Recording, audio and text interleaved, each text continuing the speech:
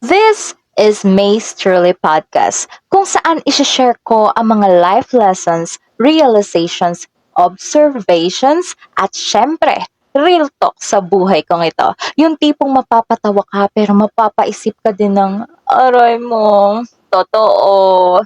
Hindi ito perfect podcast pero more on real life story ito. So stay put ka lang dyan, baka ang topic na ito ay para sa'yo.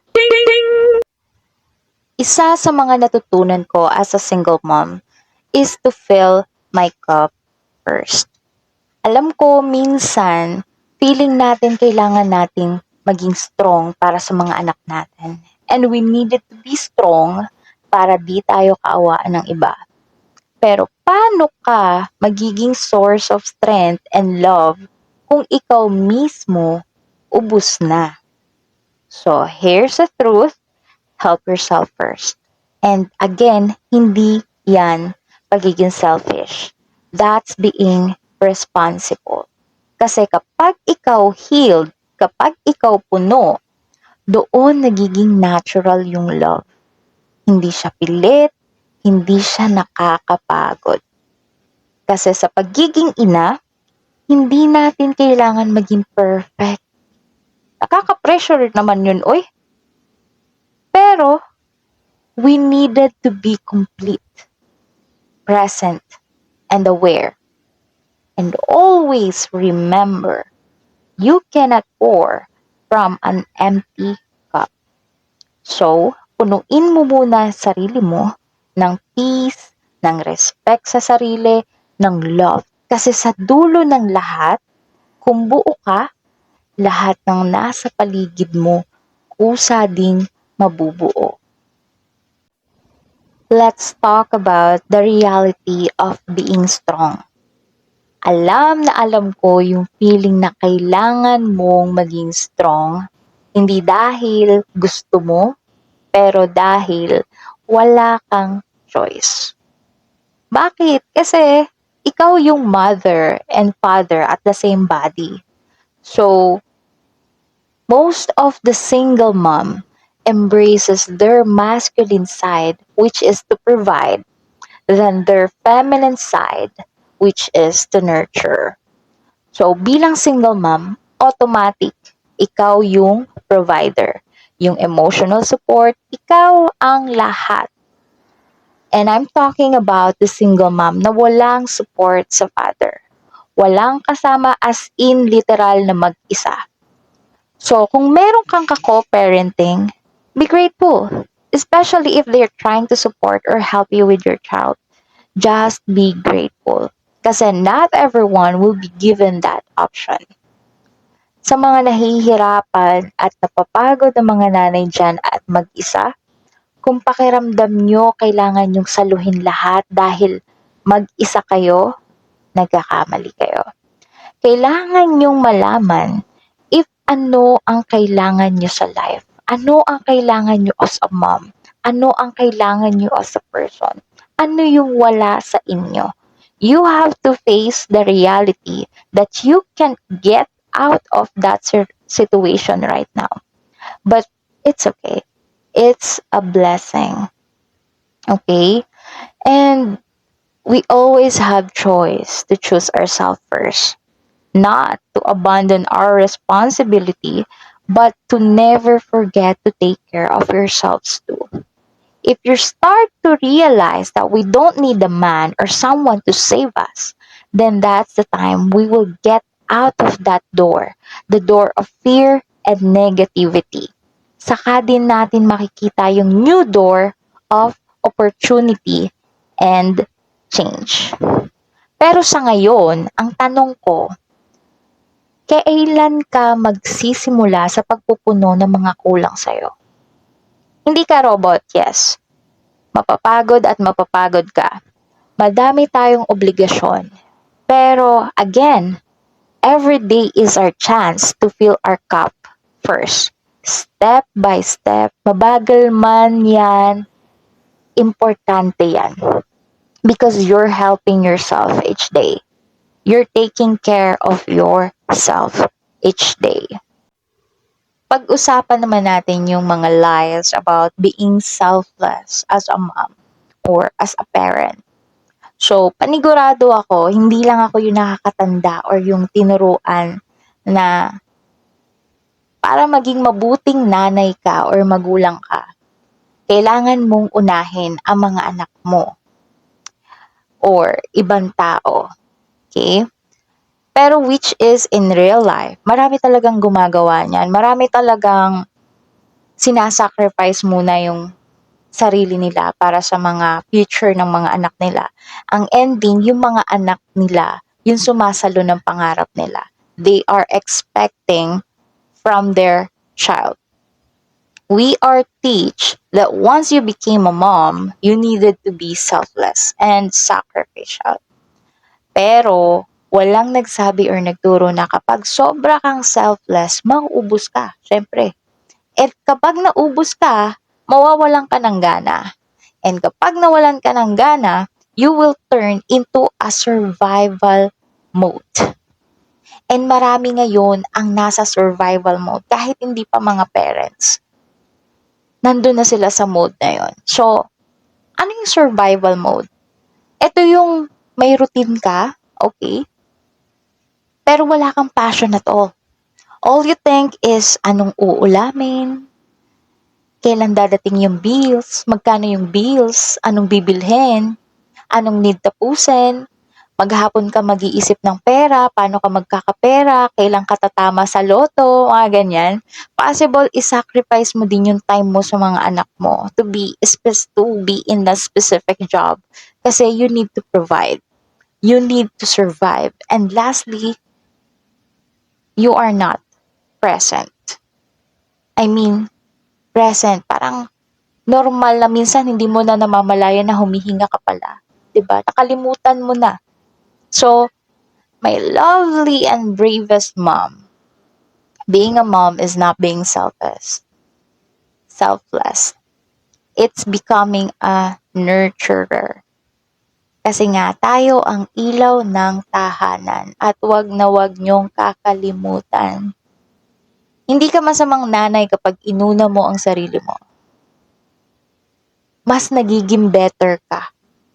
And pag inuna mo ang sarili mo, is not leaving your responsibility. It's giving yourself time to process, to be yourself each day. So, make time for yourself. Make time for your needs, for your passion each day. And that's how you can start filling your cup day by day. So, ano nga ba nangyayari kapag we started feeling empty? So, this is my experience. This is what I felt. Somehow, parang ganito ko nung mga time na I felt empty. Like, I don't know what I should do next. I don't know where to start. I don't know if I can start again. I felt like I'm losing my time. I'm running out of time sa life ko. So, when you feel empty or when you start feeling empty or kapag naubos ka, most of the sign is mabilis kang mairita. Mabilis kang magalit, mabilis kang mag-react, mabilis kang mairita. Alam mo yung mga paano nagnanag, yung mga nanay na natanong mo na, like, like that. Mabilis kang mairita. Alam mo yung ayaw mo na yung paulit-ulit, things like that. Yun yung mga isa sa sign na nauubos ka na. Another is nagiging madrama ka or mostly emotional ka. Like feeling mo walang nagtatanong kung okay ka ba. Ganun. Parang walang naghahanap sa'yo. Parang ganun. Wala kang friends, wala kang family, parang walang nakakaintindi sa'yo. Yung mga ganun drama. Sign yun na naubos ka na ha. Yung tipong napapagod ka kahit wala kang ginagawa. Another sign is kapag stress ka sa lahat ng bagay. Like parang konting ibot mo, konting may marinig ka, kahit problema ng balita at ng mundo, napapagod at nai-stress ka. Sure. Pero something like that. Alam mo yung parang ang dami mong iniisip. Like every additional information, knowledge outside of this world or outside of your world is additional stress sa'yo. You shout more to your kids than to listen to what they say or understand them. Parang kapag tuturuan mo yung mga anak mo or yung anak mo, like, gusto mo ng shortcut. Like, eto yung gawin mo, ganito yung dapat mong gagawin, ganito dapat listen, ganyan, ganyan. Ganon yung pakiramdam. So, you can talk calmly when they have tantrums. And all you will feel is your tiredness kapag nauubos ka na. Okay? And also, isa sa mga naranasan ko in real life is yung parang nalalabas na natin yung pagod natin sa mga anak natin. Yung minsan sila na yung sumasalo ng bigat. Yung parang ganun, yung tipong gutom ka lang naman. Gutom ka lang naman. Yung tipong kakatapos mo lang maglaba, tas nakita mo yung kalat. Di ba? Yung mga ganun.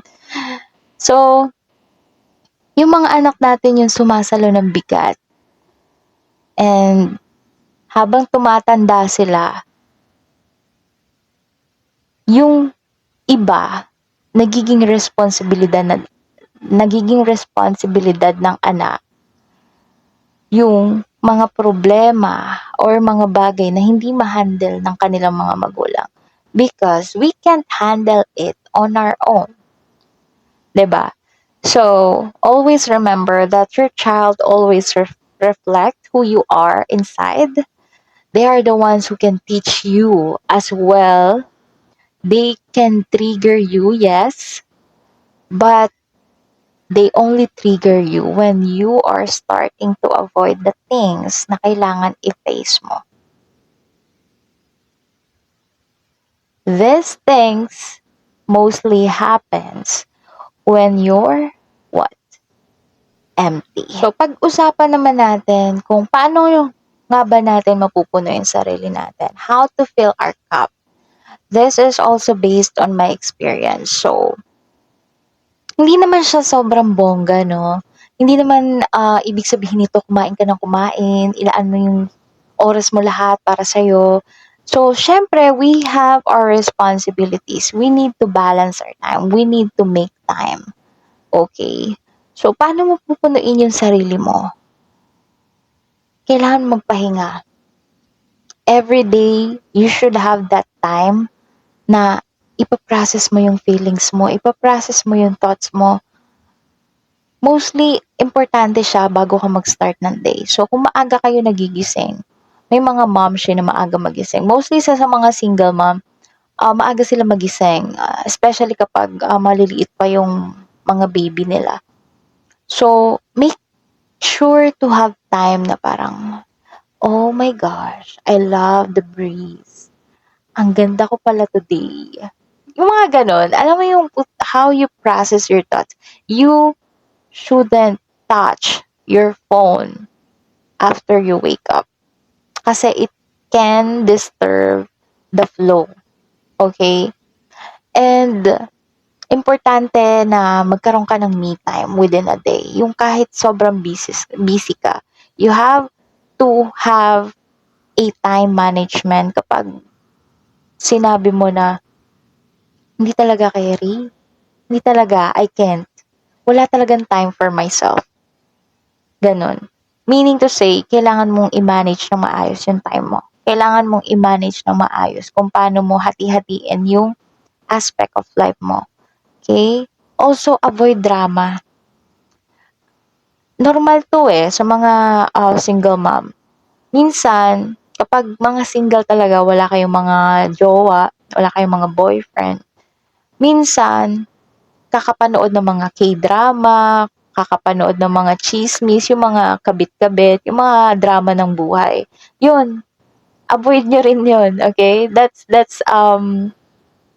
part of the drama that can be the source and also pakikinig ng mga negative. So, make sure to have a self-respect. So, ano yung gusto mong, or ano yung ayaw mong gawin sa'yo? You do not put yourself into that situation. So, example nun is, kunyari, ayaw ko ng binabackstab ako. Then, from yourself, start not talking about other people behind their backs. Especially kung hindi naman kayo nag-usap, wala namang ginawa yung tao na yun. Like, do not listen to gossip. And do not judge someone from someone's descriptions or kung ano may tingin nila sa isang tao. So, that's how you do self-respect. Do not do things na ayaw mong gawin sa'yo. And if you want loyalty, if you want to maintain self-respect, boundaries, gawin mo muna yun sa sarili mo. Ikaw yung mag-start ng first step, okay? And when you have a problem, start knowing the root of your problem. Kasi knowing your problem is also knowing how to solve them. Okay?